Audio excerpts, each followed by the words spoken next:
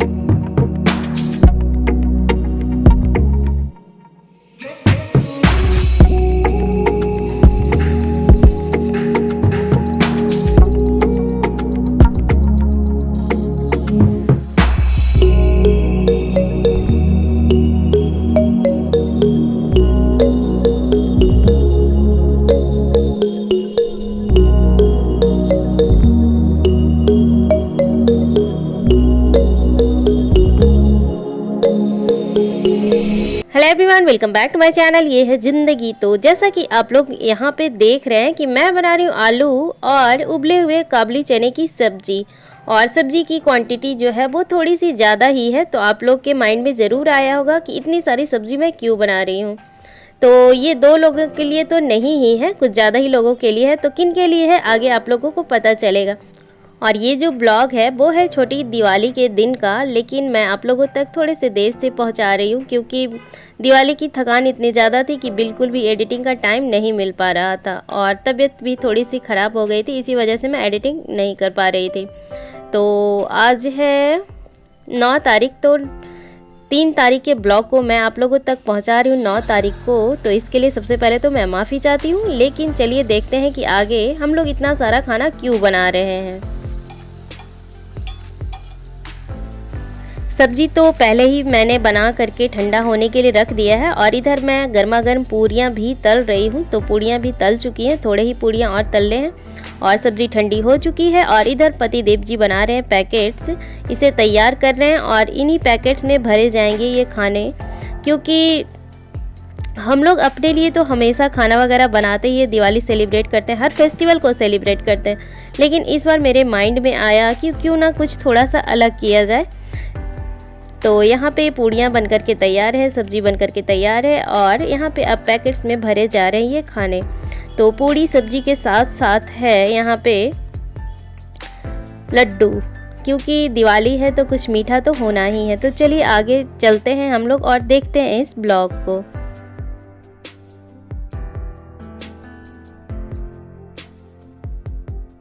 Hello everyone, welcome back to our channel. ये है ज़िंदगी और आज है छोटी दिवाली। तो आप सभी को हैप्पी छोटी दिवाली। और अभी दोपहर के 2:45 हो रहे हैं और सुबह से हम लोग एक काम में लगे हुए थे, जैसा कि आपने कुछ दिन पहले देखा ही। तो चलिए चलते हैं, रास्ते में देखते हैं कि क्या होता है। और आज ये लाइफ में हम लोग पहली बार ही कर रहे हैं, तो देखते हैं पहला एक्सपीरियंस कैसा होता है हमारा।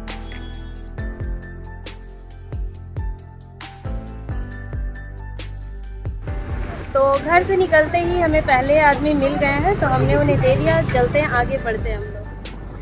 तो घर से निकलने के पहले मेरी कोई भी प्लानिंग नहीं थी कि ये खाना मुझे किनको देना है। तो सबसे पहले जो व्यक्ति मिले मैंने उन्हें दिया है। और घर से निकलने से पहले मेरी यही सोच थी कि रास्ते में जो भी लोग मिलेंगे और मुझे लगेगा कि इनको खाना देना चाहिए, इनको खाने की ज़रूरत है, क्योंकि ये लोग अच्छी तरह से इस दिवाली को फेस्टिवल को सेलिब्रेट नहीं कर पा रहे हैं, तो बस मैंने उन्हीं के लिए ये खाना तैयार किया है। और साथ ही साथ हमारी आज लॉन्ग ड्राइव भी हो गई है और दिवाली की वजह से बहुत ज़्यादा व्यस्त थी, तो थोड़ा सा मूड फ्रेश करने के लिए हम लोग लॉन्ग ड्राइव पे निकल चुके हैं। तो देखिए हम लोग कहाँ कहाँ जाते हैं। रास्ते में मिल गया हमें ये सरसों का खेत और हम लोग यहाँ पे रुक गए हैं, तो फोटो अंदर जाकर के मैं लूँगी। और क्योंकि इस तरह के खेत में मैं शायद पहली बार आई हूँ या फिर कुछ बचपन में ही गई थी। तो चलिए हम लोग चलते हैं सरसों के खेत में। आइए बढ़ते हैं आप।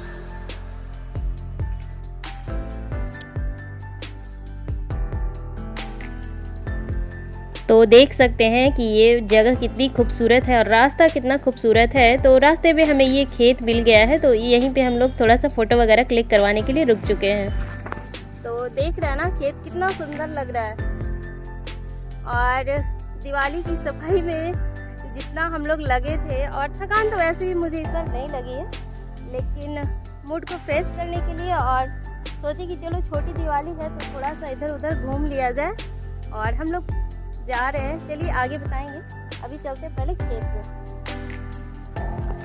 सरसों का है? हाँ भाई। नहीं सरसों का नहीं है। हाँ सरसों नहीं, सरसों नहीं है। सुगंध आ रहा था ना, इसी का सुगंध आ रहा था।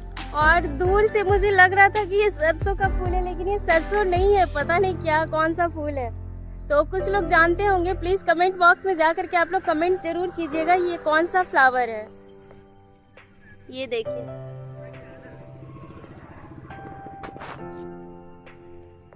और दूर तक लगा हुआ है ये।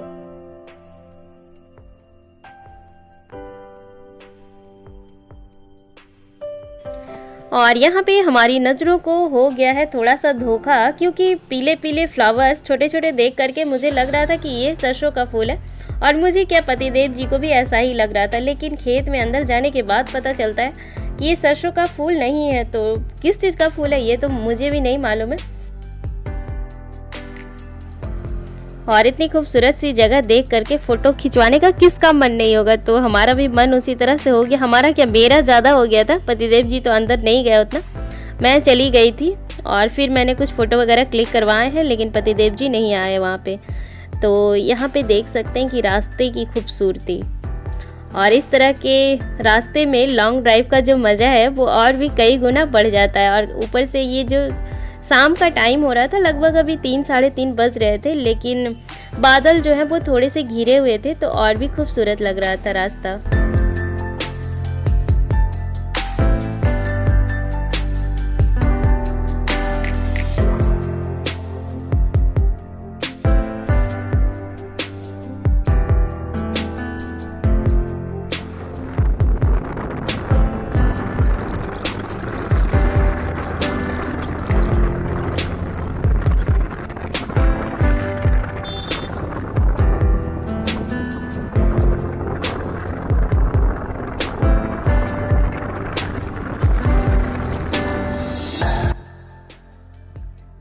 अभी हम लोग अंजन धाम के पहले एक मंदिर है वहाँ पे पहुँचे। जाना तो था अंजन धाम, लेकिन शाम काफ़ी हो चुकी है और उधर पहाड़ पे चढ़ने में फिर बहुत वक्त लग जाएगा और बहुत जल्दी शाम हो जाती है अभी। तो चलिए आज इसी मंदिर के हम लोग दर्शन करते हैं और फिर कभी नेक्स्ट टाइम अंजन धाम हम लोग जाएंगे। तो चलिए चलते हैं अंदर। और यहाँ पर का भी सीन जो है वो काफ़ी ज़्यादा खूबसूरत लग रहा है, देख सकते हैं।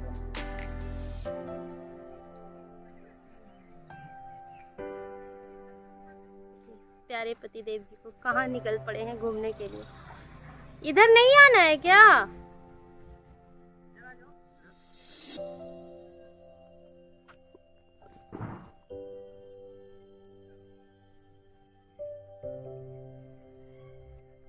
क्या? अच्छा आप जूता नहीं खोलेंगे? अंदर क्या है?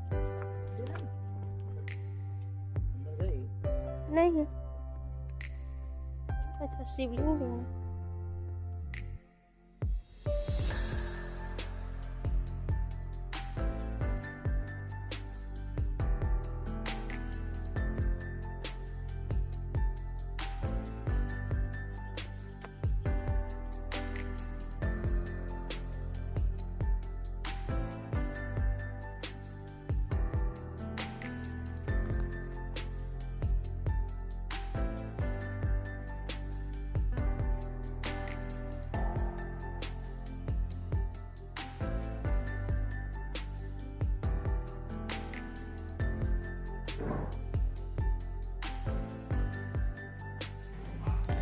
और अंजन धाम जाने की प्लानिंग थी उस दिन, क्योंकि जब मैंने पतिदेव जी से अपने मन की इच्छा बताई थी कि मुझे इस तरह से खाने को किन्हीं लोगों में डिस्ट्रीब्यूट करना है, तो उनका मन था कि चलो अंजन धाम चला जाए और वहीं पे हम लोग बांट लेंगे।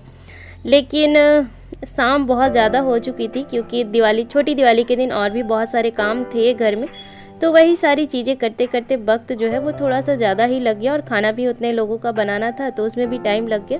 तो हम लोग थोड़ा सा लेट से निकले थे, इसलिए अंजन धाम हम लोग तो नहीं जा पाए। लेकिन उसके पहले ही एक मंदिर है, तो वहाँ पे दर्शन हम लोग कर रहे हैं, और मैं ही अंदर गई थी क्योंकि पतिदेव जी जूता वगैरह पहने हुए थे।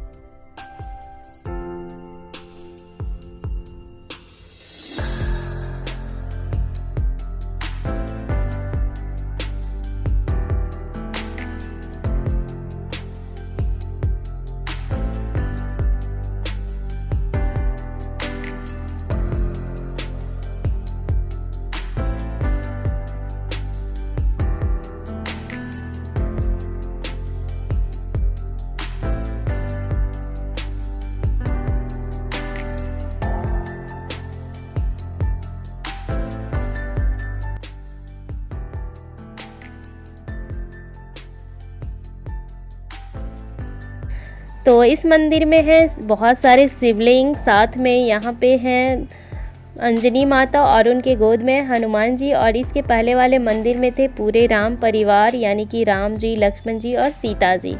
तो बस यहाँ पे हम लोग दर्शन करते हैं और फिर हम लोग यहाँ से निकलते हैं। और लगा था कि काम बहुत जल्दी जल्दी हो जाएंगे, लेकिन शाम इतनी जल्दी अभी ठंड में हो जाती है कि कुछ भी पता ही नहीं चलता है।